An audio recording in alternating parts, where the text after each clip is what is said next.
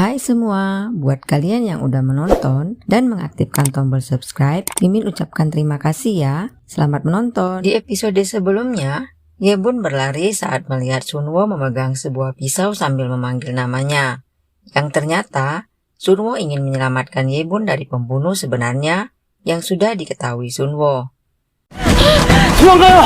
Sunwo bahkan berusaha untuk melawan pelaku tersebut. Namun pelakunya berhasil menghabisi nyawa Sunwo. Dan saat Ye-bun kembali, ternyata Sunwo sudah meninggal. Sehingga membuat Ye-bun menangisi kematian Sunwo.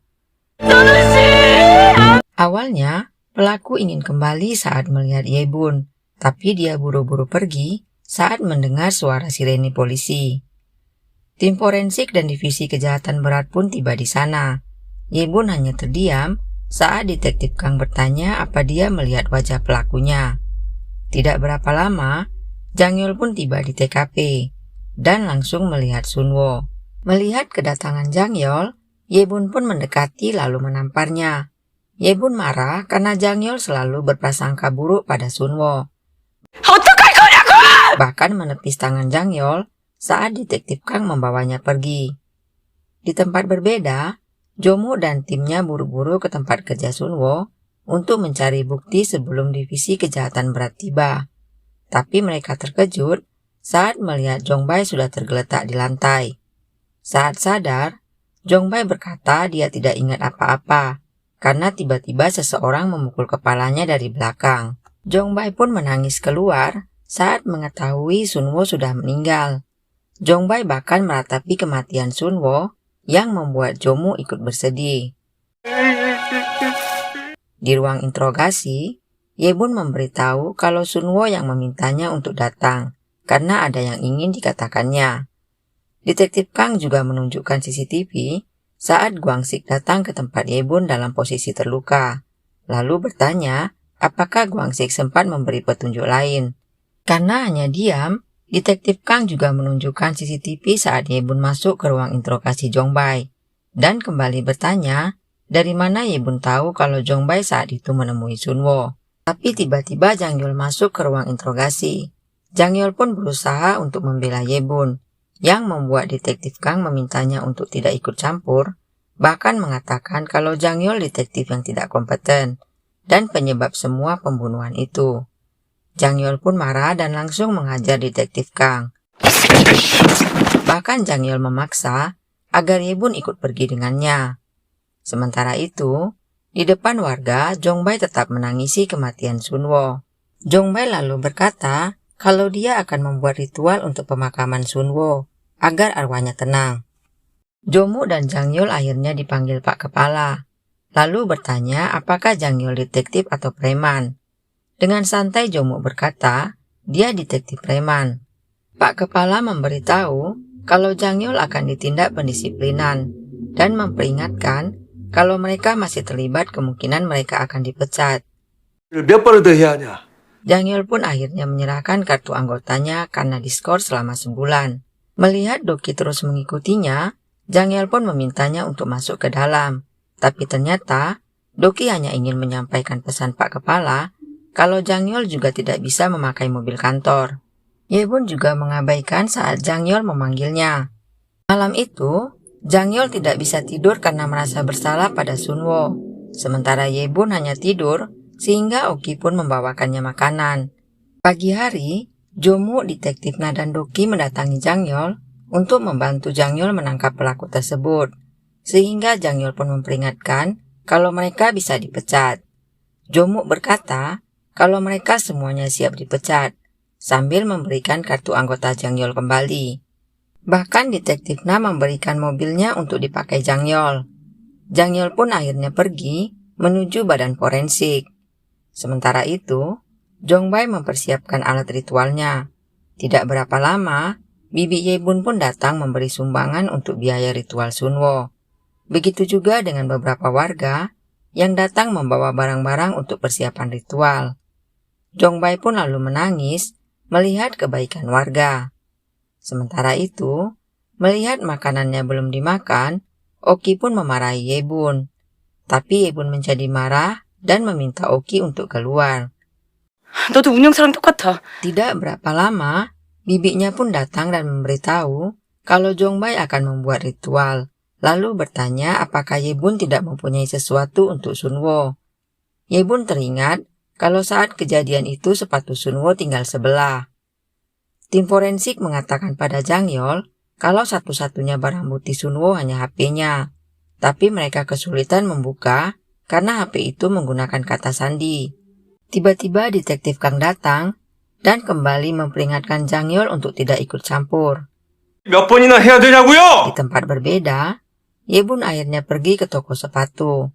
Yebun berkata, aku khawatir dia pergi tanpa alas kaki. Bahkan sepanjang jalan Yebun pun menangis. Saat akan masuk ke dalam mobil, Jang Yol sepertinya mulai mengetahui sesuatu. Lalu memberitahu Yebun kalau pelakunya mungkin menggunakan kacamata hitam. Dan mencoba menjelaskan kalau saat pembunuhan Juman, kakek Yebun mungkin menghidupkan lampunya, sehingga pembunuh itu mematikan lampunya kembali, yang membuat bercak darah pada saklarnya. Mendengar itu, Yebun pun berkata, apa kau akan memeriksa semua orang yang memakai kacamata hitam? Yebun juga berkata, kalau dia tidak akan ikut campur dalam kasus pembunuhan tersebut, dan meminta Jang Yol untuk berhenti mengikutinya, dan menganggapnya orang asing. 취급하세요. Yebun lalu ke rumah Jongbai untuk mengantar sepatu ritual pemakaman Sunwo, dan terkejut melihat Jongbai menggunakan kacamata hitam, membuat Yebun teringat pada perkataan Jongbai tadi. Yebun buru-buru menyentuh Jongbai dan mendengar Sunwo mengucapkan sesuatu. Juga melihat dari mata Guangsik sebelum dibunuh, ternyata kakek Yebun memang memergokinya, sehingga membuat Jongbai membunuhnya. Jongbai pun tersenyum karena Yebun sudah mengetahuinya. Saat Jongbai berbalik, Yebun pun buru-buru menghidupkan perekam HP-nya. Tapi ternyata, Jongbai mengetahuinya dan mengambil HP tersebut. Jongbai mengatakan kalau awalnya dia tidak ingin membunuh Sunwo karena berhati lembut. Sambil memegang foto Sunwo, Jongbai berkata andai dia tidak buang sampah waktu itu, mungkin dia masih hidup sampai sekarang. Karena malam setelah dia membunuh Guangsik, Jongbai berpapasan dengan Sunwo yang hendak buang sampah. Itulah sebabnya Sunwo tidak tahu tangannya berdarah karena terkena pisau. Dan barang bukti pisau tersebut disimpan oleh Sunwo. Saat mengupas apel, sebenarnya Sunwo sudah tahu kalau Jongbai lah pelakunya. Itulah sebabnya saat melihat Jongbai, Sunwo cepat-cepat menutup perkakasnya. Dan saat di kamar mandi, Jongbai ternyata mengatakan pada Sunwo kalau dia akan membunuh Yebun. 니 때문이에요. Jongbai lalu bertanya pada Yebun kenapa Sunwo takut kalau dia membunuhnya, dan memberitahu kalau pisau itu sudah dibakarnya. 어이, 잘 모자랐겠어? Jongbai bahkan mengatakan kalau tidak ada yang bisa Yebun lakukan sekarang, karena jika Yebun mengatakan kalau mengetahuinya dari kekuatan, polisi pasti tidak akan percaya. Jongbai lalu mengeluarkan sebuah pisau dan berkata kalau membunuh kakek Yebun adalah kesalahan terbesarnya, lalu kembali berpura-pura bersedih. Jongbai lalu mengancam Yebun untuk tidak melaporkannya pada polisi dan menjalani hidupnya dengan biasa, lalu pergi hendak melakukan ritual. Jongbai juga mengambil sepatu yang dibawa oleh Yebun.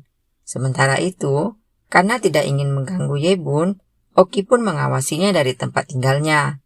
Oki mengatakan pada Jang Yol kalau dia takut pembunuh itu mendekati Yebun, sehingga dia harus mengawasinya. Pagi itu, Jang Yol membantu Yebun mengangkat barang-barangnya. Lalu Jongbai datang dan membaca melalui tatapan matanya. Jang Yol pun meminta Jongbai untuk pergi dengan alasan ada yang ingin didiskusikannya pada Yebun. Mendengar itu, Jongbai pun akhirnya pergi sambil tertawa. Yebun lalu meminta agar Jang Yol berhenti mendekatinya. Dan ternyata, Jongbai mengawasinya dari jauh. Malam harinya, Jongbai kembali datang untuk memberitahu kalau sepatu yang dibeli Yebun sudah dia berikan pada arwah Sunwo, lalu tertawa sambil melihat Yebun. Sementara itu, Jomu sengaja mengalihkan perhatian detektif Kang agar Jang Yol bisa masuk ke ruang penyidik, lalu mengambil barang bukti HP Sunwo. Karena saat memegang Jongbai, Ye-bun melihat Sunwo menyebutkan kode PIN-nya dalam bahasa Arab, dan Ye-bun memberikannya pada saat Jang Yeol datang membantunya. Akhirnya HP itu pun berhasil dinyalakan. Tidak berapa lama, tim penyidik kejahatan berat pun datang menangkap Jong Bai. Mereka membawa bukti HP Sunwo yang berisi rekaman suara Jong Bai. Karena ternyata malam itu Sunwo sengaja merekamnya. Saat dibawa, Jong Bai bahkan tersenyum pada Jang Yeol. Mereka pun akhirnya menyebarkan abu Sunwo ke laut. Melihat kesedihan Jang Yeol, Ye-bun pun berusaha untuk menghiburnya. Sementara di ruang interogasi, Detektif Kang menunjukkan semua foto-foto korban pembunuhan Jong Bai. Bahkan yang pertama dibunuhnya adalah istrinya. Jong Bai lalu mengatakan kalau dia tidak akan bicara kecuali pada Jang Yeol. Kembali ke Ye-bun, akhirnya dia meminta maaf karena sudah sempat marah pada Jang Yeol. Begitu juga dengan Jang Yeol, meminta maaf karena sudah lalai sehingga banyak menimbulkan korban. Lalu telepon Detektif Kang masuk yang memintanya untuk datang. Jong Bai pun tersenyum melihat kedatangan Jang Yeol dan mengetahui kalau Jang Yeol baru saja menebarkan abu Sunwo, yang membuat Jang Yeol marah sambil berkata, "Apa perlu aku mencongkel matamu?"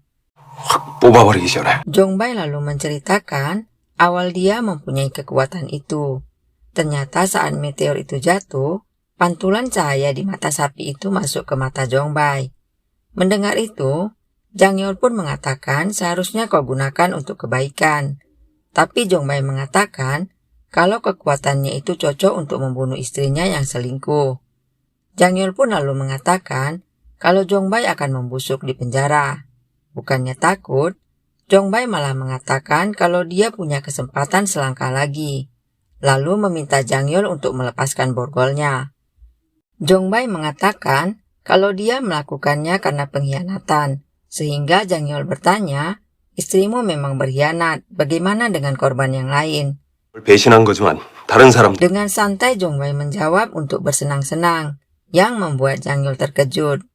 Jong Bai juga mengatakan kalau dia ingin mengetahui memori terakhir Jang Yeol, yang membuat Jang Yeol muak dan hendak pergi. Jong Bai lalu mengancam jika tidak dibebaskan akan ada korban lainnya, sehingga membuat Jomu buru-buru mendatangi bibi Ye-bun, dan Doki mencari Oki. Karena tidak menemukan Oki, Doki pun memberitahu pada Ye-bun.